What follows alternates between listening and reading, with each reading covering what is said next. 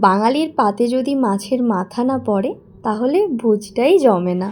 আজ আমার প্লেটে আছে একদম ঘরোয়া জিভে জল আনা একটা কম্বো, ধোঁয়া ওঠা গরম ভাতের পাশে রাখা লাল শাকের তরকারি, সঙ্গে প্লেটের মধ্যমণি হলো আজকের মাছের মাথা দিয়ে মুগের ডাল। প্রথমেই সর্ষে তেলের মধ্যে ভেজে নিলাম কাতলা মাছের বড় মাথা।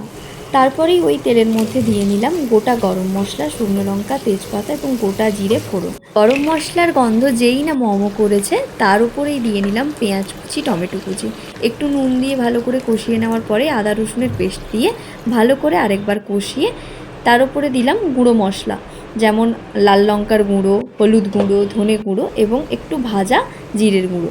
তারপরেই আরেকবার কষিয়ে নিয়ে তাতে নুন হলুদ দিয়ে মাখিয়ে রাখা কয়েকটা আলুর টুকরো আমি মিশিয়ে ভালো করে কষানোর পরে মাছের মাথাটা খুন্তি দিয়ে ভেঙে নিয়ে তার উপরে মিশিয়ে দিয়ে আরেকবার কষিয়ে নিয়ে তাতে সেদ্ধ করা মুগ ডাল দিয়ে কিছুক্ষণ রান্না হতে দিলাম।